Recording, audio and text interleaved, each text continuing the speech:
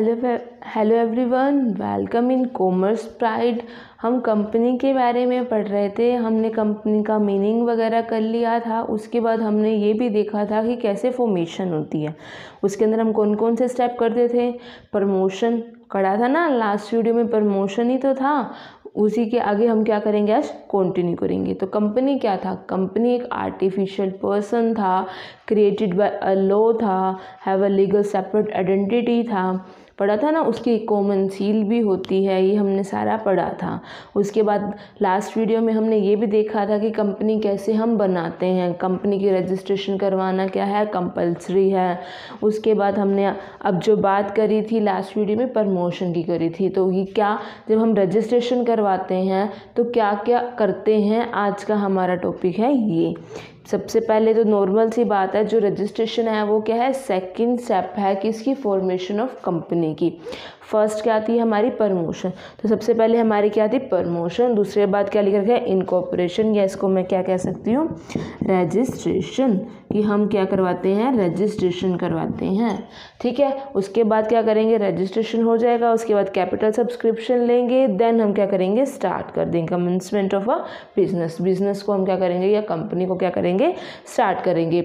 हमने ये भी बात करी थी कि गवर्नमेंट होती है, गवर्नमेंट अपनी मतलब एक अथॉरिटी होती है, मिनिस्ट्री ऑफ कॉर्पोरेट, उसके अंडर आती है registrar of a company. Her company को इसके अंदर क्या करवाना पड़ता है, रजिस्ट्रेशन करवाना पड़ता है। क्योंकि हमने लास्ट वीडियो में ये पढ़ा था कि कंपनी को रजिस्टर करवाना कंपलसरी है। कंपनी एक्ट क्या था, कंपनी एक्ट 2013 था। उसके बाद आपको क्या मिलेगा, एक आइडेंटिफिकेशन नंबर मिलेगा। तो हमने इसके बारे में स्टडी की थी ना।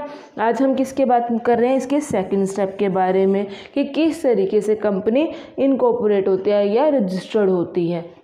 जो हमारी कंपनी है रजिस्टर हो रही है, तो उसमें कौन कौन से हमें डॉक्यूमेंट चाहिए, कौन कौन सी हमें एक्टिविटीज़ करनी है, सारी की सारी चीज़ें हम इसमें इंक्लूड करके चलेंगे। इट मीन्स कौन, मतलब कि AOA, MOA या अदर बहुत सारे हैं, प्रोस्पेक्टस, बहुत सारे हमारे डॉक्यूमेंट्स हैं, वो कलेक्ट करना पड़ेगा। क्या प्रोसीजर होगा, कि हम किस तरीके से रजिस्ट्रार के पास जाएंगे, कैसे वो साइन करेगा, सब कुछ आज हम करेंगे। तो इसके अंदर क्या बोल रखा है, जो सेकेंड स्टेज है आपकी किसकी, फॉर्मेशन ऑफ कंपनी की, कंपनी को की फॉर्मेशन की, ये सेकंड स्टेज है। क्या, इनकॉर्पोरेशन या फिर रजिस्ट्रेशन ऑफ अ कंपनी, जिसके अंदर हम क्या करेंगे, जो हमारी इंपॉर्टेंट एक्टिविटीज़ हैं, जो उस एक्टिविटीज़ को करेंगे, जो डॉक्यूमेंट्स हैं उन डॉक्यूमेंट्स को क्या करेंगे, कलेक्ट करेंगे। देन उसको सबमिट करेंगे। कहाँ सबमिट करेंगे, office of registrar. Office of registrar कहाँ, देखो है ना, गवर्नमेंट के अंदर क्या आता है, मिनिस्ट्री ऑफ कॉर्पोरेट। उसके बाद क्या आते हैं, रजिस्ट्रार ऑफ अ कंपनी। उसके बाद आती है कोऑपरेटिव आइडेंटिफिकेशन नंबर, हमें एक नंबर मिलेगा। लेकिन उसके लिए हमें यहाँ तो जाना पड़ेगा ना, रजिस्ट्रार ऑफ कंपनी के पास हमें जाना पड़ेगा। तो इन शॉर्ट आज हमको क्या पढ़ना है कि कौन कौन सी हमें एक्टिविटी करनी है, मतलब हमारी प्रिलिमिनरी एक्टिविटीज़ कौन सी है, साथ के साथ हमको कौन कौन से डॉक्यूमेंट फिल आउट करने हैं जो हमें रजिस्ट्रार के लिए कंपलसरी होते हैं। कौन कौन से हमारे बेसिक हैं, जो हमको जैसे कि AOA, MOA, प्रोस्पेक्टस, ये हमारे बेसिक डॉक्यूमेंट्स हैं। कुछ हमारे अदर डॉक्यूमेंट्स भी हैं पढ़े, जैसे कौन हमारे बोर्ड ऑफ डायरेक्टर्स होंगे, उनका रिटर्न में होगा, ऐसे ऐसे करके हमारे बहुत सारे हैं। आज हमने सारा यही पढ़ना है कि रजिस्ट्रेशन हम कैसे करते हैं।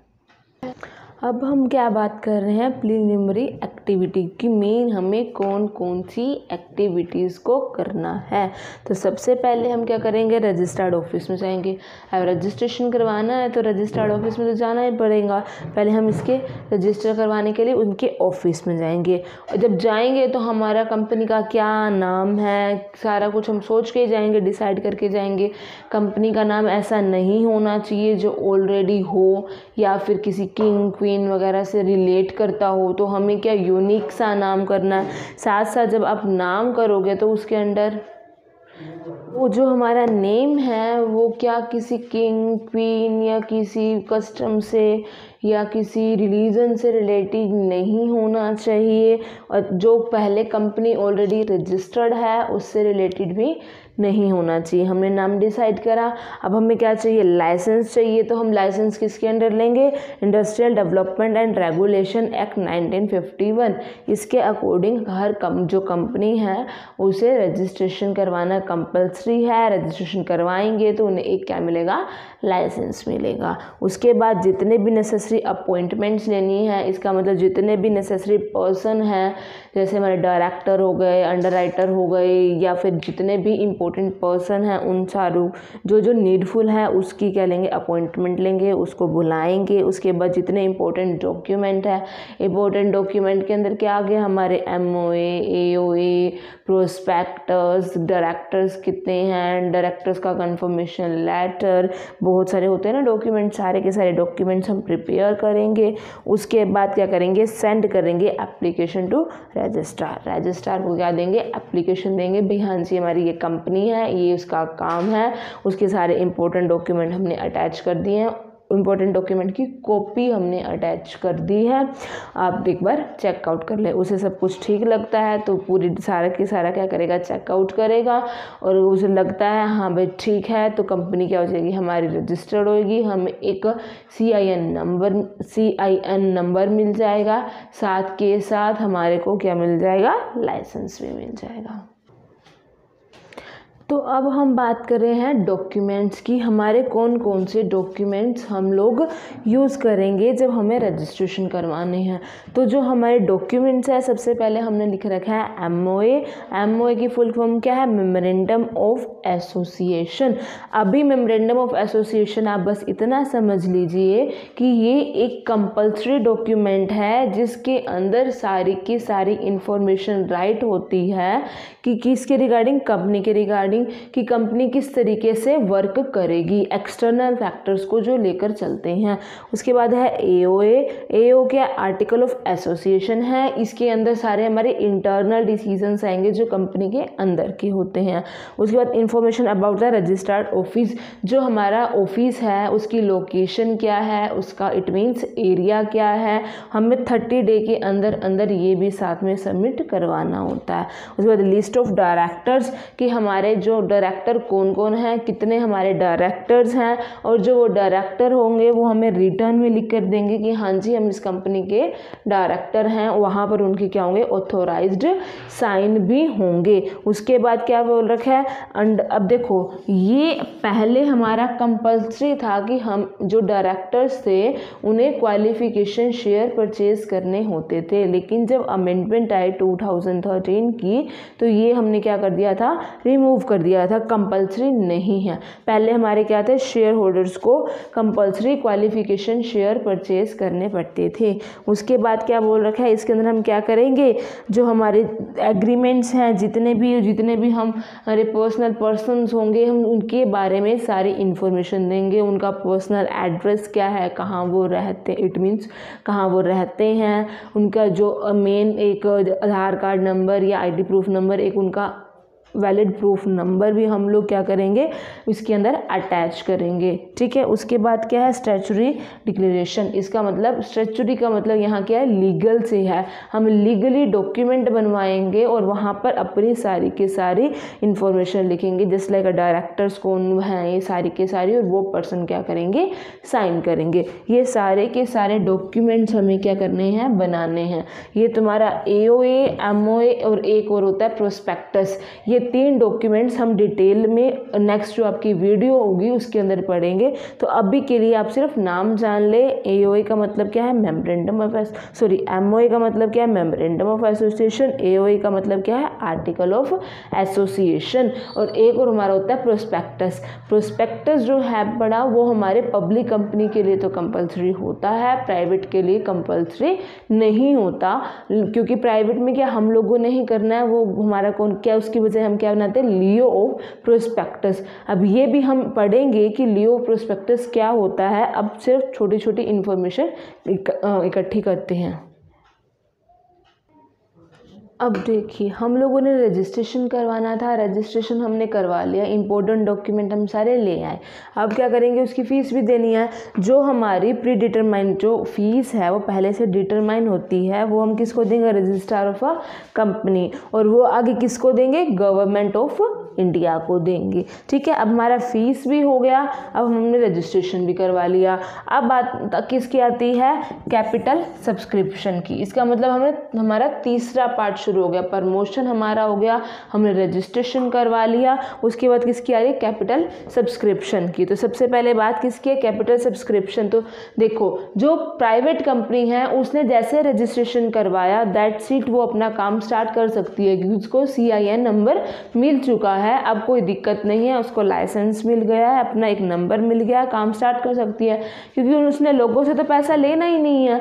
तो वही बोल रखा है, जो प्राइवेट कंपनी है वो क्या करेगी, जैसे ही वो इनकॉर्पोरेट हो जाती है या रजिस्टर्ड हो जाती है, अपना काम क्या करेगी, स्टार्ट कर देगी। लेकिन पब्लिक कंपनी क्या करेगी, लोगों को शेयर प्रोवाइड करवाएगी, लोगों को बताएगी, हाँ जी भाई ये कंपनी है हमारी, आप शेयर परचेज कीजिए, चाहे वो अंडर राइटर्स को अपॉइंट करे चाहे ब्रोकर्स को अपॉइंट करे।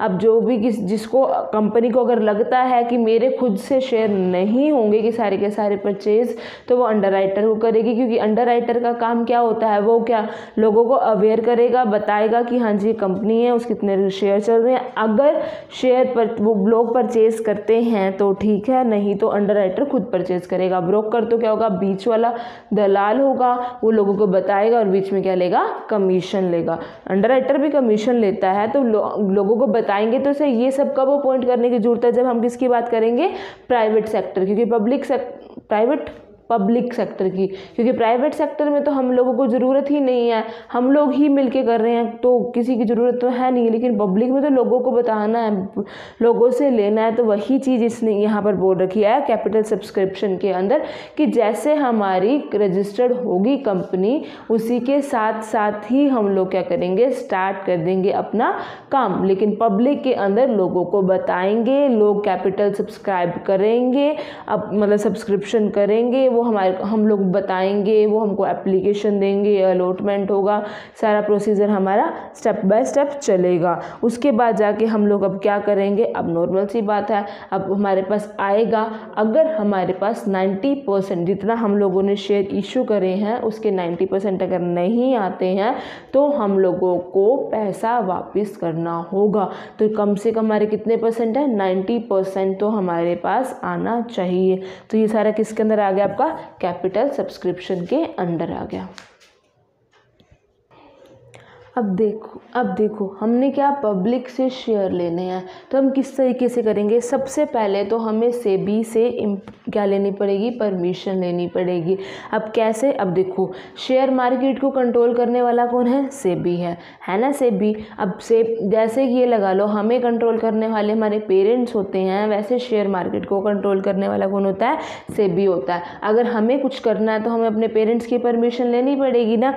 एज पर सेम अगर हम लोगों को कंपनी के लिए कुछ करना है तो हमें किसकी परमिशन लेनी पड़ेगी, सेबी की परमिशन लेनी पड़ेगी, अप्रूवमेंट लेनी पड़ेगी। हमने अगर ये ले ली, उसको लगता है हाँ उसने डॉक्यूमेंट चेक कर लिए, सब कुछ ठीक लगता है, उसने हाँ कर दी, उसके बाद हम क्या करेंगे, प्रोस्पेक्टस इशू करेंगे। प्रोस्पेक्टस से ही तो पता चलेगा ना कि हमारे शेयर की वैल्यू क्या है, कितने टाइम है, सब कुछ सारी के सारी इन्फॉर्मेशन किस में मिलेगी, आपके प्रोस्पेक्टस के अंदर मिल जाएगी।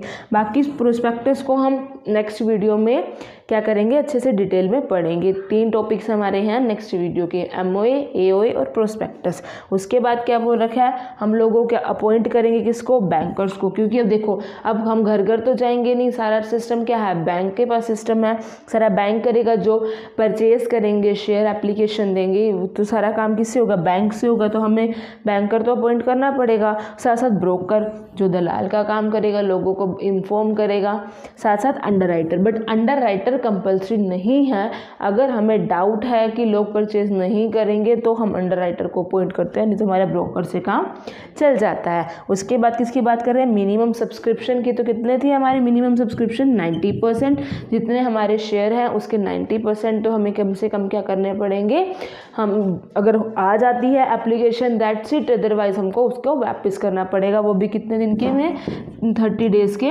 अंडर उसके, नहीं तो उसके ऊपर इंटरेस्ट लगना स्टार्ट हो जाता है।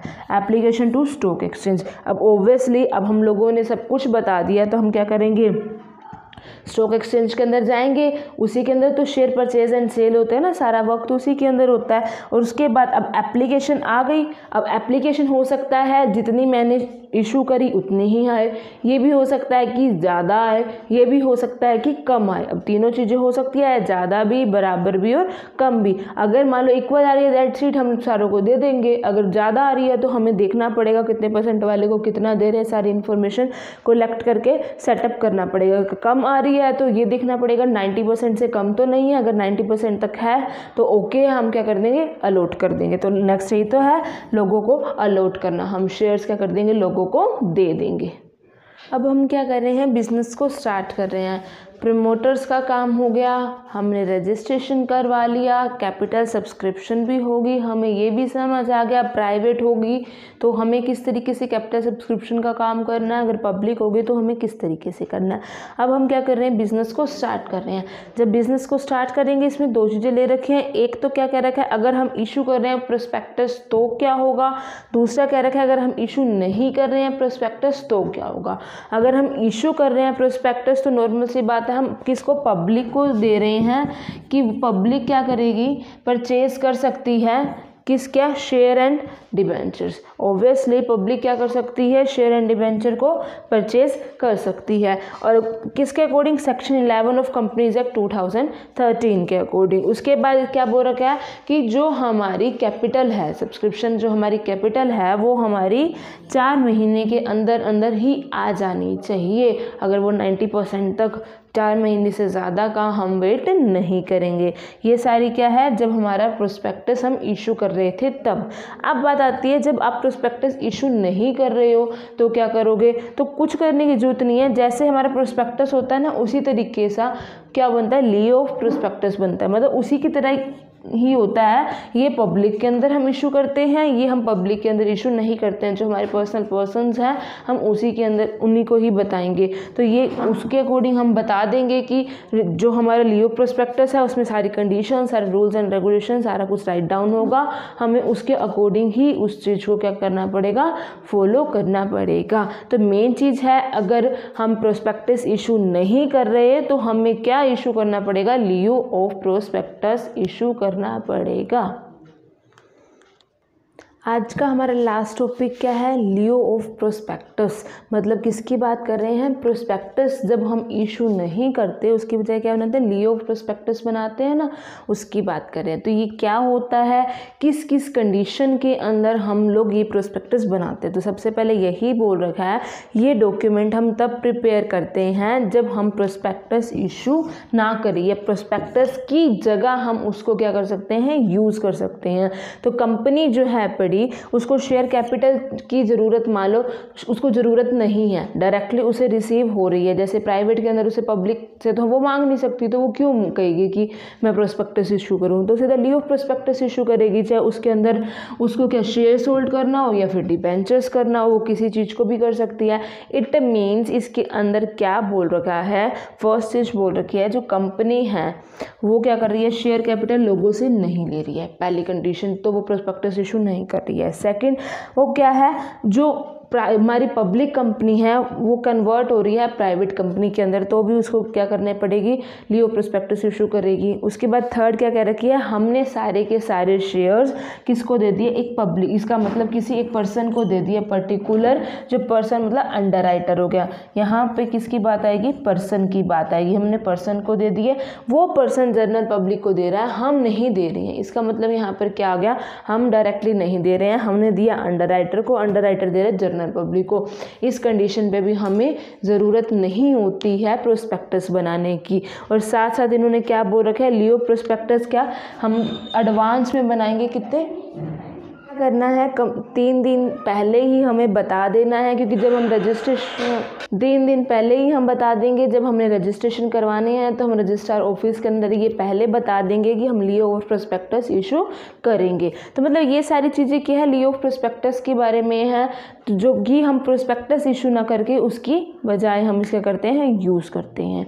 ठीक है, नेक्स्ट वीडियो के अंदर हम अब जो डॉक्यूमेंट है मेन हमारे AOA MOA किस आर्टिकल के अंदर क्या है, क्या कोजेज़ हैं, उसके बारे में पढ़ें। आज के बारे में इतना ही। अगर आपको पसंद आए तो वीडियो को लाइक करो, शेयर करो और ज़्यादा से ज़्यादा सब्सक्राइब करो।